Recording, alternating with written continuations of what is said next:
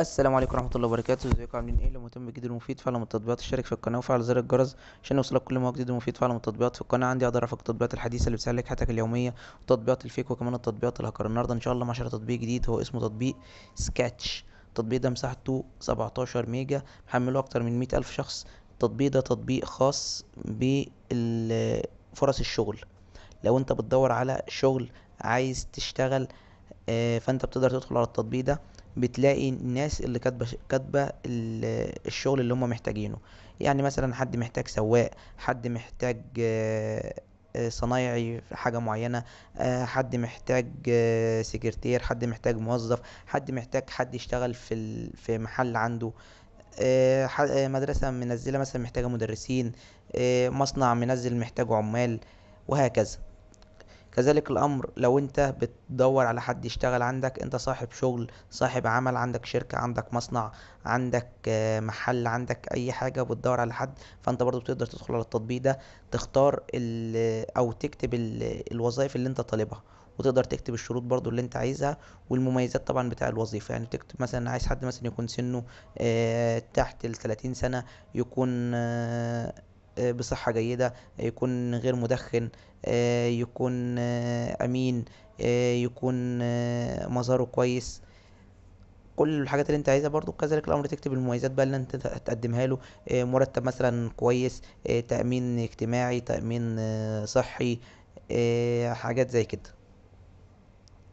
ده الغرض من التطبيق، ان لو انت بتدور على شغل بتلاقيه على التطبيق، ولو انت بتدور على حد عايزه يشتغل عندك برضو بتنزله، وبيجي لك ناس يتصلوا بيك ويكلموك يعني على الشغل. كمان في التطبيق ده مش بتحتاج ان انت تعمل سيرة ذاتية ولا تعمل سي في، لان التطبيق ده مجرد ما بتخش عليه هو بيعمل لك السي في لوحده.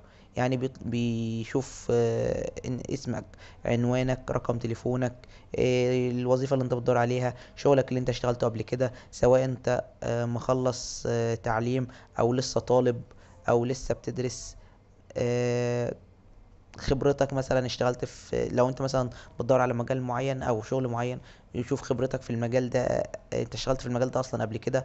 طب خبرتك فيه قد ايه؟ طب ايه السبب اللي انت سبت فيه الشغل او سبت عشان الشغل؟ كل ده بتكون حاجة زي السيرة الذاتية، بحيث ان لو حد مثلا بيدور على آه على حد يشتغل وظيفة عنده زي الوظيفة بتاعتك مثلا، بيلاقيك انت قدامه، فبتلاقيه بيروح متصل بيك، او انت بتلاقي التطبيق بيبعت لك ان في حد طالب وظيفة زي اللي انت كنت مقدم عليها او انت عايزها، ممكن تتواصل معاه وممكن تتصل بيه. ده كده الغرض من التطبيق، وده فايدة التطبيق.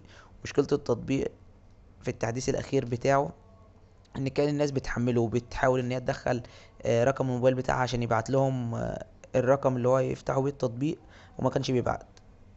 دي كانت مشكلة بتواجه ناس كتيرة، بس هما اخيرا الشهر 9 اللي احنا فيه حاليا دلوقتي ده حلوا المشكلة. بس كده يعتبر وصل شرح التطبيق بالنسبه للمميزات والعيوب. لو عجبك شرح التطبيق يا ريت تدوس لايك للفيديو. لو عايز شرح تطبيق معين يا ريت تسيب لي في الكومنت. لو شفت ميزه او عيب للتطبيق في اي تحديث من التحديثات القادمه اكتبها في تعليقات الفيديو. شكرا، سلام عليكم.